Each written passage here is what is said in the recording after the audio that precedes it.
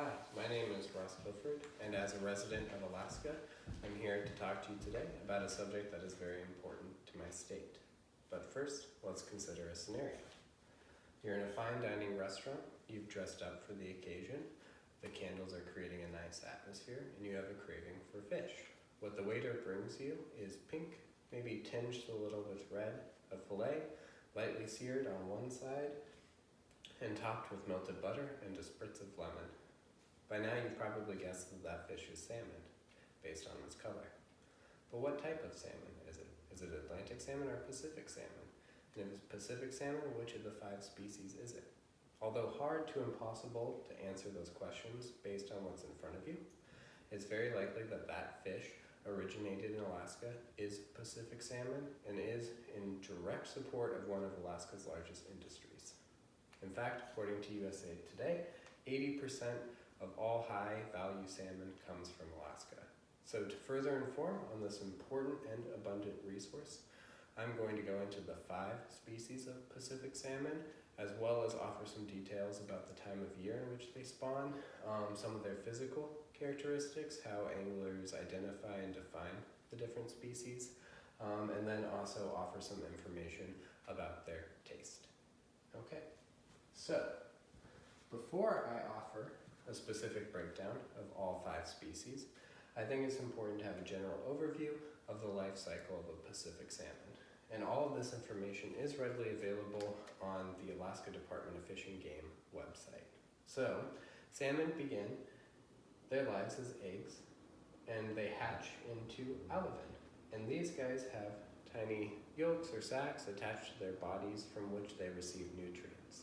And they spend most of their time at the bottom of the stream or riverbed, protected by the rocks. As they get a little bit older and bigger, they turn into fry. And these fry go out in search of insects and small aquatic animals, and they eventually turn into smolts. And smolts are able to go out into estuaries where the salt water meets the fresh water. And this is really important because as adults, they'll spend most of their time, a few years in fact, out in the open ocean.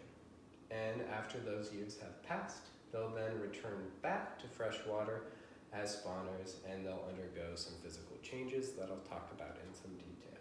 And it's pretty amazing, but these salmon actually go back to where they were born. And they fertilize and lay eggs, and after that's done, that concludes the life cycle of the salmon. Okay, so let's go into the 5 types of Pacific salmon. So I'm going to start off today with the biggest of the salmon. It is the Chinook. The Chinook is kind of an early fish for spawning. People can kind of go out in late May into June and fish for them. So that's when they begin their spawning, or their run, as it's called. They, on average, are about 24 to 36 inches, 10 to 50 pounds, but a record-breaking king salmon can be over 100 pounds, so they can be quite massive. You can identify them by a black mouth as well as black gumline. They have black spots on both the backs and the lobes of the tail, top and bottom lobe. And this fish is very high in fat, so it is the richest in flavor. The Atlantic, not that long ago, published an article about the flavor of each of the 5 species, and although not considered the best in flavor, definitely the richest because it has the highest fat content. Okay, next we have sockeye salmon or red salmon. And they're about June to August when they spawn and have their run, so kind of the heart of the summer is when a lot of people go out and fish for them. When it's spawning time, they get a deep red coloration over their whole body except for the tail. They have a white mouth and white gumline, and this is considered to be the best fish for flavor. It has a pretty high fat content, not quite as rich perhaps as the Chinook, so a lot of salmon that you'll get at a restaurant will be sockeye. Okay, so now we have the fighters of the group, the coho salmon. Fishermen love these guys because they put up a big fight. They have a lot of strength. And they typically are fished for around July to October, so they go into the autumn. You can fish for these guys later than you can any other of the species of Pacific salmon. And they can be about 24 inches long on average. They get a red color, much like the sockeye, but it covers the entire body. They have black spots, back and upper lobe of the tail. And these guys have a black mouth with a white gum line. So those are the coho salmon or silver salmon, like I said, the fighters of the group. And then we have pink and we have chum. Pink is the smallest of the species, and when it's time to spawn, it gets this very noticeable humpback, as you can see.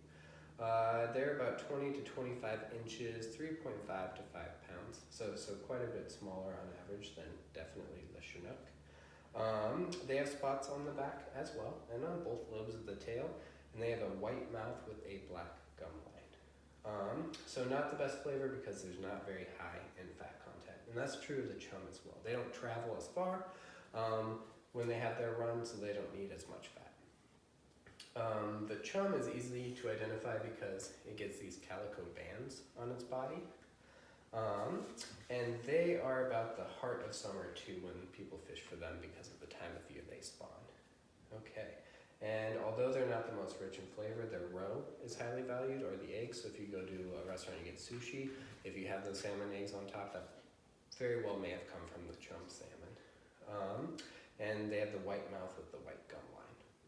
Okay, so those are the 5 species of Pacific salmon. Each one is pretty unique, but lives a very interesting life, and it's just pretty remarkable to think about all that these guys encounter when they are spawning.